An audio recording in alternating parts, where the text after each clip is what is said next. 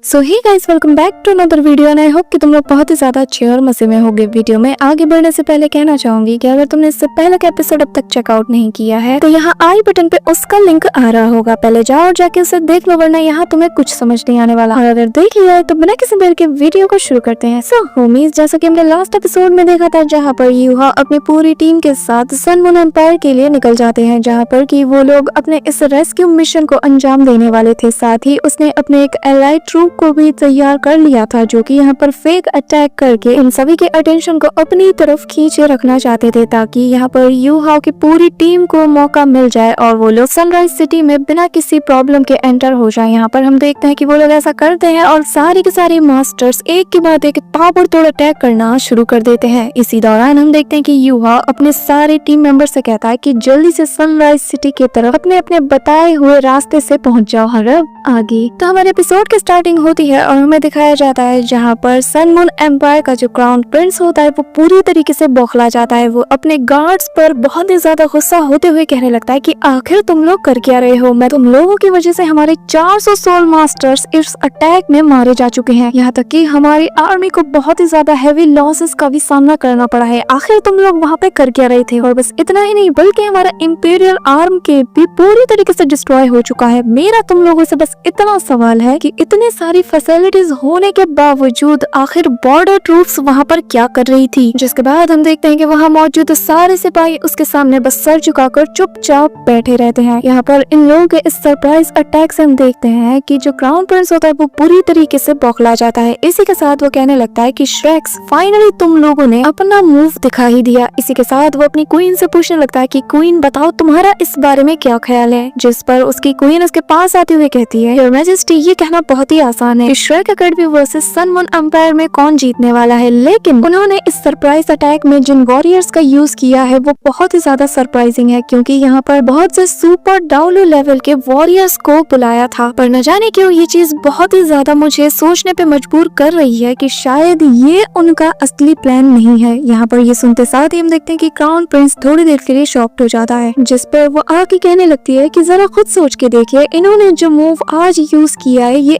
इनके normal move से बहुत ही ज्यादा डिफरेंट है, और जिन लोगों ने हम पर अटैक किया उन्होंने बस हमारे टॉप स्ट्रॉन्ग वॉरियर्स को ही चुना था, जैसे कि वो बस यहाँ पर हमें इन्फॉर्म करने के लिए आए थे कि अब हम तुम पर अटैक कर रहे हैं। और आपको ये बात अजीब नहीं लगती कि उन्होंने इस फाइट के दौरान कोई भी स्टीरियोटाइप ट्रूप्स में से किसी को भी यहाँ पर यूज नहीं किया, और जिससे मुझे लगता है कि शायद उनका इंटेंशन बस ये था कि वो हमारे सन मून एम्पायर के जो टॉप वॉरियर्स है उन्हें अपनी तरफ अट्रैक्ट करना चाहते हैं। और अगर आसान लफ्जों में कहूँ तो स्पेशली होली चर्च के टाइटल्ड डाउलू को। ये सारी बातें सुनने के बाद क्राउन प्रिंस से कहने लगता है कि तो तुम्हारे कहने का मतलब ये है कि इन लोगों ने बस हमें उलझाए रखने के लिए ये सब किया ताकि वो अपने असली टारगेट को ढूंढ पाए, है ना? इसी दौरान सीन शिफ्ट होता है और हमें सन मून एम्पायर के एक फ्रंट गेट का सीन दिखाया जाता है, जहाँ पर ये सभी को इन्फॉर्म करता है कि यहाँ की सिक्योरिटी बहुत ही ज्यादा टाइट है, यहाँ के हर एक चप्पे चप्पे पर बहुत ही कड़ी नाकाबंदी की गई है। इसी दौरान वो अपने आसपास के लोगों को देखता है और कहने लगता है कि यहाँ पर सिर्फ हैवी सोल्जर्स ही नहीं बल्कि इन लोगों ने हर तरीके की हैवी आर्टिलरी वाले वेपन्स को भी लोड करके रखा हुआ है, और सिर्फ जमीन पे ही नहीं बल्कि आसमानों पे भी इन लोगों ने हर एक चप्पे चप्पे पे नाकाबंदी कर रखी है। अगर तुम लोग यहाँ से उड़कर जाने का सोच भी रहे हो ना, तो मैं बता दूं, एक मक्खी भी अगर यहाँ से उड़ के जाएगी तो ये चीज वो लोग बहुत ही इजीली नोट कर लेंगे। इसी दौरान हम देखते हैं कि ये सारी मैसेजेस सांशी भी सुन रहा होता है और फिर वो अपने तरफ की सारी इन्फॉर्मेशन देता है और कहने लगता है कि यहाँ पर जो फ्रंट गेट है वहाँ की सिक्योरिटी भी बहुत ही ज्यादा टाइट है। यहाँ पर हैवी वेपन्स तो है लेकिन यहाँ पर जो पेट्रोल कर रहे लोग हैं वो लोग भी बहुत ही ज्यादा स्ट्रॉन्ग है, ये लोग किसी को भी नहीं छोड़ रहे हैं। और जैसा कि अभी ही ने बताया, यहाँ पर भी आसमान की सिक्योरिटी भी बहुत ही ज्यादा टाइट है, हमें जो भी करना होगा बहुत ही ज्यादा सोच समझ कर करना होगा। यहाँ पर हम देखते हैं कि ये सारी इन्फॉर्मेशन यूहाओ भी सुन रहा होता है, जिसके बाद वो आगे कहता है कि जो सबसे ज्यादा ट्रबल मेकर है वो इनका ये डिवाइस है जो कि किसी भी पर्सन के अंदर से सोल एनर्जी को डिटेक्ट कर लेता है। इससे फर्क नहीं पड़ता कि तुम बच्चे हो, बूढ़े हो या कोई और हो, अगर तुम्हारे अंदर हाफ से भी कम सोल एनर्जी होगी तो ये डिवाइस उसे इजीली डिटेक्ट कर लेता है और फिर गार्ड्स उसे पकड़कर रॉयल पैलेस की तरफ ले जाते हैं, जहाँ पर क्या होगा ये तो तुम सब अच्छे से ही जानते हो। इसलिए मैं कहना चाहूंगा कि हम सभी को बहुत ही सोच समझकर अपना अगला कदम उठाना होगा। यहाँ पर हम देखते हैं कि वो 6 के 6 इस बात को सुनकर बहुत ही ज्यादा अलर्ट हो जाते हैं। इसी दौरान यूहाओ आगे बढ़ते हुए उन सभी से कहता है कि मैं अपनी सोल पावर को थोड़ी देर के लिए मैनिपुलेट तो कर सकता हूँ, लेकिन इसके फ्लक्चुएशन को मैं हाइड नहीं कर सकता। यहाँ पर ये बात सुनकर सांशी कहने लगता है कि तो फिर हम सब क्या करेंगे, जिस पर यूहाओ से कहने लगता है कि मैं चाहता हूँ कि तुम सब लोग क्राउड को लीड करते हुए पहले आगे जाओ। और फिर हम देखते हैं कि यूहाओ वहाँ से पीछे जाने लगता है। इसी दौरान ये दोनों राजी हो जाते हैं, लेकिन बहुत ही ज्यादा कंफ्यूज भी नजर आते हैं कि अब क्या होगा। इसी के साथ हमें मेन गेट का सीन दिखाया जाता है, जहाँ पर वो सोल डिटेक्टर एक एक करके वहाँ से गुजरने वाले सभी लोगों की सोल्स को डिटेक्ट कर रहा होता है, जो देखकर यहाँ पीछे नैनक्यू बहुत ही ज्यादा डर जाती है और वो डरते हुए कहने लगती है कि यार अब क्या होगा। इसी दौरान जो गार्ड्स वहाँ पर तैनात है वो सभी लोगों से कह रहे होते हैं कि आप सभी लोग यहाँ पर लाइन बाय लाइन आ जाइए, क्योंकि हमें ऊपर से ऑर्डर आया है कि जो भी यहाँ से गुजर रहा हो उसकी सोल को डिटेक्ट किया जाए। इसी दौरान हम देखते हैं कि जैसे ही इन लोगों का नंबर आता है तो एक गार्ड इनके करीब आते हुए हे से कहने लगता है कि तुम बहुत ही ज्यादा अजीब लग रहे हो, आखिर तुम कहाँ से आए हो। जिस पर हे अपने घोड़े की नाक को पकड़ते हुए कहता है कि हम मिंगडू के लोग हैं और उससे आई कांटेक्ट करने से बच रहा होता है। पर वो सोल्जर बार बार उसे ही घूरे जा रहा होता है, जिसके बाद वो उसके सारे मेंबर्स को भी ऊपर से नीचे तक घूरना शुरू कर देता है। और फिर हम देखते हैं कि वो हे से कहने लगता है कि आखिर तुम लोग यहाँ पर करने क्या आए हो। जिस पर वो बताता है कि हमारे छोटे मोटे कुछ बिजनेस है जिसे कि हम यहाँ से निपटा कर जल्द से जल्द निकल जाएंगे। जिस पर वो सोल्जर उसे कहने लगता है कि चलो अपने बैग को खोल कर दिखाओ कि आखिर इसमें क्या है। जिस पर हे उसे खोलते साथ ही कहने लगता है कि इसमें बस कुछ ऑथेंटिक टाइप की हनी है जिसे कि हम यहाँ पर आकर सेल करना चाहते थे, और साथ ही कुछ फ्रूट्स भी है। यहाँ पर हम देखते हैं कि वो सोल्जर उसके बैग में से एक फ्रूट को निकालते हुए कहता है कि चलो चलो ठीक है, अब आओ और जल्दी से अपनी चेकिंग भी करवा लो, क्योंकि हमें ऊपर से ऑर्डर मिले हुए हैं कि जिसके पास भी सोल पावर होगी उसे एंटर करने ना दिया जाए। यहाँ पर नैनक्यू तो पूरी तरीके से डर के मारे कांप रही होती है और वो अपने पीछे मुड़कर देखते हुए कहती है कि यूहाओ आखिर तुम कब वापस आओगे। इसी दौरान वो सोल्जर उन लोगों से कहता है कि आखिर तुम्हें किसका इंतजार है, चलो और जल्दी से यहाँ से गुजरो। जो सुनकर हम देखते हैं कि हे आगे बढ़ ही रहा होता है कि तभी एक सोल्जर उसे रोकते हुए कहता है कि नहीं तुम नहीं, तुम्हारे पीछे जो लड़की है जो कि पीछे मुड़कर देख रही है वो पहले आएगी। यहाँ पर जैसे ही नैनक्यू को पता चलता है कि पहला नंबर उसका है, वो बहुत ही ज्यादा डर जाती है और वो कांपते हुए उससे कहने लगती है कि बिग ब्रदर जरा मुझे एक बात बताइए, अगर मैं इस मशीन से गुजरूंगी तो क्या इससे मेरी बॉडी पर हेल्थ पड़ेगा। यहाँ पर वो बंदा उससे कहता है कि नहीं ऐसा कुछ नहीं होगा, ये बस सोल पावर को डिटेक्ट करने के लिए बनाया गया है, इससे तुम्हारी बॉडी पर कोई असर नहीं पड़ेगा। यहाँ पर हम देखते हैं कि नैनक्यू फिर भी बहुत ही ज्यादा कतरा रही थी, जिसके बाद वो अपनी चार्म एबिलिटी को यूज करते हुए कहती है कि क्या मैं थोड़ी देर बाद चली जाऊँ। यहाँ पर ये सुनकर बाकी सब लोग अपना सिर पकड़ लेते हैं और फिर पीछे से एक लेडी उस पर चिल्लाते हुए कहती है कि और कितना टाइम लगाओगी, बाकी लोग भी हैं लाइन पर। जो सुनकर सोल्जर से डांटते हुए कहता है तुमसे किसने कहा कि तुम ऐसे चिल्लाकर यहाँ पर बात करो। जिसके बाद हम देखते हैं कि वो नैनक्यू उससे कहने लगता है कि जाओ और जल्दी से एंटर हो जाओ। जो सुनकर वो डरते हुए बहुत ही धीरे धीरे से अपने कदम आगे बढ़ा रही होती है। इसी दौरान जैसे ही उस डोर पर वो पैर रखने वाली होती है, यहाँ पर सभी का गला सूख जाता है और उनकी सांसें भी थम जाती हैं। वो लोग बस नैनक्यू को ही देख रहे होते हैं, क्योंकि अगर ये पकड़ी गई तो सब कुछ खत्म हो जाएगा। इसी दौरान नैनक्यू भी बहुत ही ज्यादा डर रही होती है और जैसे ही वो अपना पैर उस सोल डिटेक्टर के अंदर डालती है कि अचानक से हम देखते हैं कि उनके पीछे एक बहुत बड़ा ब्लास्ट होता है, जिससे वहाँ की सिक्योरिटी सिस्टम अलर्ट हो जाती है और वो लोग बहुत ही ज्यादा अफरा तफरी में नजर आने लगते हैं। वहाँ मौजूद लोग बहुत ही ज्यादा डर रहे होते हैं, साथ ही वहाँ के सोल्जर्स कहने लगते हैं कि लगता है कि हमारे दुश्मनों ने यहाँ पर अटैक कर दिया है। वहाँ मौजूद सभी सोल्जर्स का ध्यान इस वक्त बस उस अटैक पर जाता है और यहाँ गेट के ऊपर जो अलार्म्स लगे होते हैं वो बहुत जोर जोर से बजना शुरू हो जाते हैं और इस स्नीक अटैक की वजह से हम देखते हैं कि अचानक से वो गेट क्लोज होना शुरू हो जाता है और वो सोल्जर्स कह रहा होता है कि अब कोई भी एंट्री नहीं कर सकता, जल्दी से इस गेट को बंद करो। यहाँ पर यूहाओ इन लोगों को टेलीपैथी के थ्रू बता देता है कि तुम लोगों को जल्द से जल्द इस मौके का फायदा उठाकर यहाँ से निकलना होगा। मैं वापस नहीं आ सकता क्योंकि मेरे लिए अब बहुत देर हो चुकी है, लेकिन मैं तुम लोगों को जल्द ही ज्वाइन कर लूंगा और इसलिए तुम लोगों को जल्द से जल्द इस मौके का फायदा उठाना होगा। जाओ और जल्दी से एंटर हो जाओ। यहाँ पर ये सुनते साथ ही हम देखते हैं कि वो सभी लोग जल्दी से उस गेट के अंदर एंटर हो जाते हैं और इनके एंटर होते साथ ही वो गेट भी बंद हो जाता है और यहाँ नैनक्यू बहुत ही ज्यादा परेशान होते हुए कहती है कि यूहाओ क्यों नहीं आया। उसकी तो स्टिल्थ एबिलिटी थी ना, जिससे कि वो इस सोल डिटेक्टर से इजीली बच सकता था, तो फिर वो क्यों नहीं आया। जिस पर सांशिया से कहने लगता है कि फिलहाल के लिए हम बस उस पर भरोसा ही कर सकते हैं। इसी के साथ हम देखते हैं कि उस जगह पर जहाँ पर ये अटैक हुआ था वहाँ जाकर ये सारे सोल्जर्स चेकिंग करना शुरू कर देते हैं, लेकिन उन्हें अटैकर का कोई भी ट्रेस नहीं मिलता। इसी वजह से वो लोग वापस से गेट्स को ओपन कर देते हैं, लेकिन यहाँ पर यूहाओ ऑलरेडी उस गेट के पास खड़ा होता है, जहाँ पर जैसे ही उसका नंबर आता है हम देखते हैं कि वो इजीली उसे क्लियर कर लेता है और फिर हमें बताया जाता है कि बीते 3 महीने की स्पेशल ट्रेनिंग की वजह से यूहाओ की मेंटल कंट्रोल बहुत ही ज्यादा इंक्रीज हो चुकी है और वो अपने मेंटल पावर की वजह से उसके डेंडियन में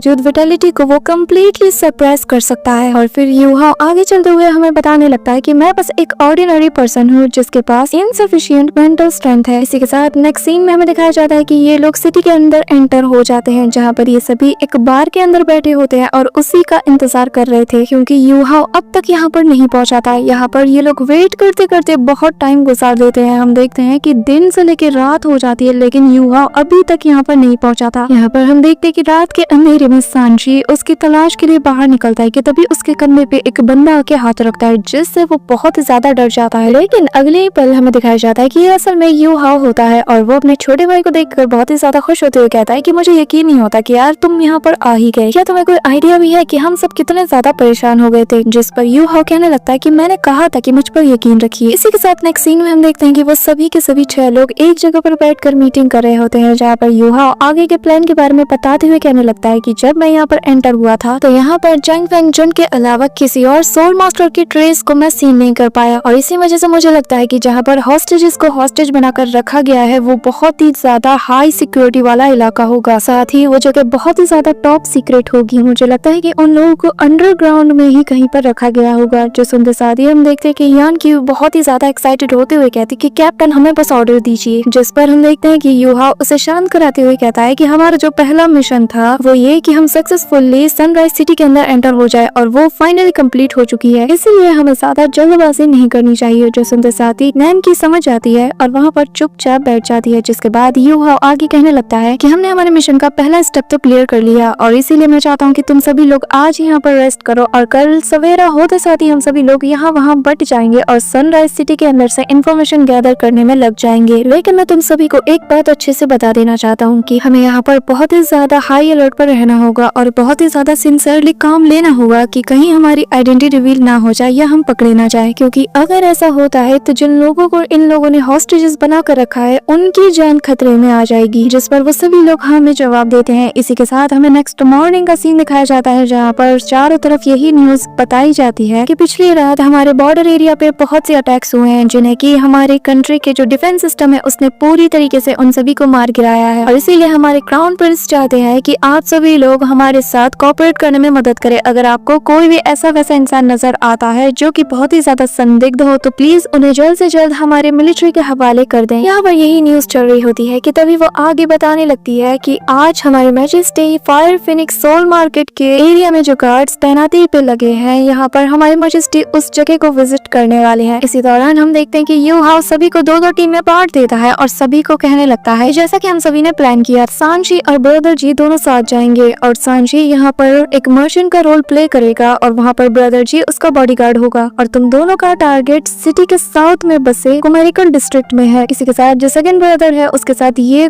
दोनों ही सिटी के बाहर से आए हुए ऑर्गेनिक फार्मर का रोल प्ले करेंगे, जो कि यहाँ पर हनी एंड ऑरेंजेस बेच रहे होंगे। और जो तुम दोनों का टारगेट एरिया है वो सिटी के नॉर्थ में रेजिडेंटल एरिया में है, क्योंकि जो रिहायशी इलाके होते हैं वहाँ से इंफॉर्मेशन जल्दी ही मिल सकती है। इसके साथ ही फाइनली मैं और नैन की हमारा टारगेट होगा इस सिटी के मिलिट्री डिफेंस और फैसिलिटीज। यहाँ पर इन दोनों को साथ ही कपल्स का रोल भी प्ले करना होता है। जो सुनते साथ ही हम देखते हैं कि यहाँ पर नैन की कहने लगती है कि कैप्टन आखिर मैं ये रोल कैसे प्ले कर सकती हूँ? अगर हमें एक कपल का रोल प्ले करना है तो हमें हैंड्स को होल्ड करना होगा, जो कि मैं नहीं कर सकती क्योंकि मैं एक सीरियस लड़की हूँ, और क्या पता आज ऐसा करने से मेरी फ्यूचर में मेरी मैरिज को लेकर कोई प्रॉब्लम भी आ जाए। यहाँ पर यूहाओ ये सुनते साथ ही कहने लगता है कि शायद मैंने तुम्हें अपने साथ लाकर गलती कर दी है। इसी के साथ हम देखते हैं कि वो सभी लोग अपने अपने काम में लग जाते हैं, लेकिन तभी कुछ देर में हम देखते हैं कि ब्रदर जी को एक बंदा मिल जाता है। वो उसे पकड़ते हुए कहने लगता है कि बताओ कि मुझे होली स्पिरिट चर्च कहाँ पर मिलेगा। यहाँ पर वो बंदा उसे अपने सामने देखकर बहुत ही ज्यादा चौंक जाता है, लेकिन जैसे ही वो पीछे मुड़ कर देखता है अचानक से वो गायब हो जाता है। इसी के साथ हम सांशी को देखते हैं, जहाँ पर वो कुछ फीमेल ग्रुप्स के साथ होता है और उन्हें इम्प्रेस करके उनसे सवाल जवाब करने लगता है। इसी के साथ हम देखते हैं कि नैन की वहाँ पर एक सोल्जर को बहुत ही ज्यादा मक्खन लगाते हुए कहने लगती है कि आप तो बहुत ही ज्यादा कमाल के हैं, क्या मुझे आपका ऑटोग्राफ मिल सकता है? यहाँ पर वो सोल्जर भी मनी मन खुश होता है और उससे कहता है कि हाँ हाँ पूछो, लेकिन हम देखते हैं कि वो ज्यादा कुछ मालूम नहीं कर पाती। इसी के साथ हम यूहाओ को भी देखते हैं, जहाँ पर वो भी इस पूरे जगह को स्कैन करने में लग जाता है, लेकिन ऐसे ही करते करते शाम हो जाती है और ये लोग फाइनली अपने उसी हाइड आउट में आ जाते हैं जहाँ पर इन लोगों ने मिलने का प्लान बनाया था। और यहाँ पर आते ही मिस ये सभी से कहने लगते हैं कि लगता है कि हमने पूरा दिन बस ऐसे ही जाया कर दिया और किसी को भी हम में से कोई भी वैल्यूएबल इंफॉर्मेशन नहीं मिली। मिली। और यहाँ पर नैन क्यों कहने लगती है कि पर एक बात बताओ, आखिर कैप्टन कहाँ पर है। इसी दौरान हम यू हाओ को देखते हैं जहाँ पर वो एक जगह पर सोचने लगता है कि ना तो यहाँ पर कोई हॉस्टेजेस हमें मिला है और ना ही हमें यहाँ पर कोई सोल मास्टर दिखाए, जो कि बहुत ही ज्यादा अजीब बात है क्योंकि सोल मास्टर को इस जगह पर गार्ड करना चाहिए था। तो क्या इसका मतलब ये है कि जो हमें इन्फॉर्मेशन हॉस्टेजेस के लोकेशन से रिलेटेड मिली थी वो सभी गलत है। इसी दौरान यू हाओ को वहाँ पर कुछ अजीब सा फील होता है, वो उसे फॉलो करते हुए चला जाता है, जहाँ पर हम देखते हैं कि एक बंदा वहाँ पे हैप्पी पॉटर नाम की एक बॉटल को हाफ प्राइस में सेल कर रहा था।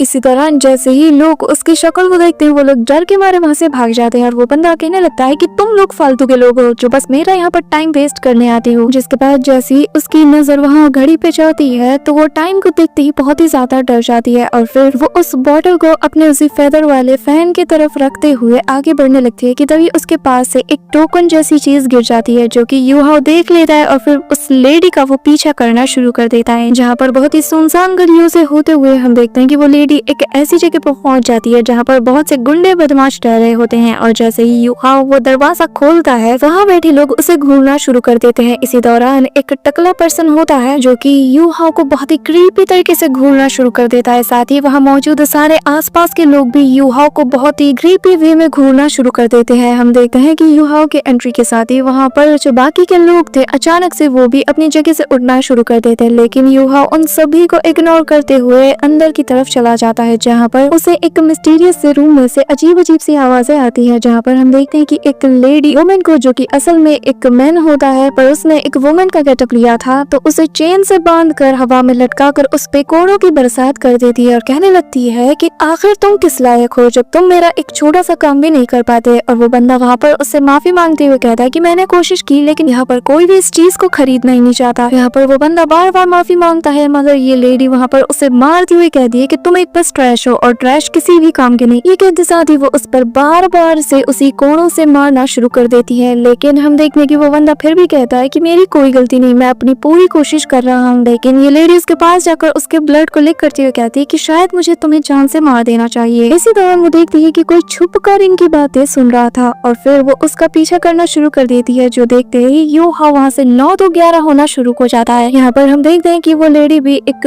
पर्पल कलर के फॉग में चेंज होकर उसके पीछा करना शुरू कर देती है। टावर तोड़ खिड़कियां तोड़कर यू हाओ यहाँ से लगातार बहुत दूर भागने की कोशिश में लगा था, क्योंकि वो जानता था कि वो तो इसे हरा देगा, लेकिन ये जगह बहुत ही ज्यादा डेंजरस है, क्योंकि अगर वो दोनों यहाँ पर अपनी स्पिरिचुअल पावर का यूज करेंगे तो यहाँ पर जो सिक्योरिटी सिस्टम है वो अलर्ट हो जाएगा और सभी को पता चल जाएगा कि मैं यहाँ पर हूँ और इस वक्त मैं किसी का भी अटेंशन अपनी तरफ नहीं पाना चाहता। इसी के साथ हम देखते हैं कि वो उसे दौड़ाते हुए इस सिटी से बाहर ले जाता है और इस दौरान वो लेडी भी अपने उसी कोड़े से बार बार इस पर अटैक करती है, लेकिन यू हाओ डॉज करते हुए इसे बाहर ले ही आता है और फिर वो इससे पूछने लगता है कि बताओ कि जिन हॉस्टेजेस को तुमने वेरियस सेक्ट में से उठा लिया है उन्हें आखिर तुम लोगों ने कहाँ पर रखा है। ये सुनते साथ ही वो लेडी बहुत ही ज्यादा शॉक्ड होती है, कहती है कि अच्छा तो तुम जानबूझकर मुझे इस सिटी से बाहर लाए हो। जिसके बाद हम देखते हैं कि यू हाओ अपनी स्पिरिचुअल ऑरा को रिलीज करता है, जो सेंस करते ही वो लेडी भी अपनी ऑरा को रिलीज करते हुए कहती है कि तुम बस एक 5 रिंग सोल किंग हो पर तुम्हारा टोन इससे कई गुना ज्यादा है। यहाँ पर जैसे ही यू हाओ उसकी ऑरा को फील करता है वो कहता है कि ये तो 8 सोल कॉन्ट्रा है। जिसके बाद वो लेडी वहाँ पर अपनी 3rd soul of the new year नाम के अटैक को यूज करते हुए वहाँ पर अपनी स्पिरिचुअल बॉडी को बाहर निकालती है और फिर वो उससे कहने लगती है कि आज तुम यहाँ से नहीं बचने वाले। और फिर वो अपने पावर के ऑरा को रिलीज करती है, जिससे यू हाओ पर बहुत ही ज्यादा प्रेशर पड़ता है। यू हाओ में उसके इस फॉर्म को देखकर बहुत ही ज्यादा कंफ्यूज होता है, लेकिन वो लेडी उसे कहती है कि नहीं नहीं, जो तुम देख रहे हो ये वो नहीं है, बल्कि ये तो असल में स्पिरिट ऑफ वेंजेंस है। यहाँ पर हम देखते हैं कि वो अपने मार्शियल सोल की पावर को इस हद तक रिलीज करती है कि यू हाओ को बहुत ही ज्यादा पेन होता है और फिर वो इतनी लाउडली हंसना शुरू करती है जिससे आसपास की चीजें डिस्ट्रॉय होने लगती है। जिसके बाद वो उससे सवाल करती है कि क्या तुमने कभी किसी 15 साल के मार्शियल सोल को देखा है। ये कहते साथ ही वो और जोर जोर से हंसना शुरू कर देती है और कहती है कि नहीं, तुमने नहीं देखा होगा। मेरे अंदर जो इस वक्त डेमोनिक पावर है ये सभी कुछ हेटरेट से आती है। जब भी हेटरेट अपनी पीक पर पहुंचता है तभी मेरी ट्रू पावर एक्टिवेट हो जाती है और और वह सामने वाले को जान से मार देती है। यहाँ पर वो लगातार यू हाओ पर बहुत ही इंटेंस अमाउंट में प्रेशर डाल रही होती है, जिससे यू हाओ को डील करने भी मुश्किल होती है कि तभी हम देखते हैं यू हाओ अचानक से अपने पावर में एनर्जीज को कलेक्ट करते हुए वहाँ से गायब हो जाता है। जो देखकर वो लेडी, इसका नाम की हमें यहाँ पर शाओ तुआ बताया जाता है, वो बहुत ही ज्यादा घबरा जाती है। फिर वो कहती है कि आखिर ये मेरी नाक के नीचे से भागकर कहाँ जा सकता है, जिस पर हम देखते हैं यू हाओ उसके पीछे से आते हुए कहता है कि किसने कहा कि मैं तुमसे भाग रहा हूँ। यहाँ पर जैसे ही शाओ तुआ पीछे मुड़कर देखती है, वो बहुत ही ज्यादा डरते हुए पीछे हट जाती है, लेकिन इसी दौरान यू हाओ उस पर एक जोरदार अटैक कर देता है और उसके इस डिवाइन अटैक से वो जैसे ही हिट होती है, वो कहने लगती है कि तुम्हारे जैसा इंसान मुझ पर ऐसे अटैक कैसे कर सकता है और तुम्हारे पास ये पावर कहाँ से आई। जिस पर यू हाओ से कहने लगता है कि लगता है तुमने बहुत लेट रियलाइज किया है कि आखिर मैं कौन हूँ। जो सुनते साथ ही शाओ तुआ कहने लगती है कि अगर ऐसी बात है तो आज मैं यहाँ पर तुम्हें बहुत ही ज्यादा दर्दनाक मौत दूंगी। So that's it for today guys. I hope कि तुम सबको आज की वीडियो बहुत ही ज्यादा पसंद आई होगी। अगर हाँ तो वीडियो को लाइक करना, चैनल पे नए हो तो सब्सक्राइब करना। तो मिलते हैं नेक्स्ट वीडियो में, तब तक के लिए बाय।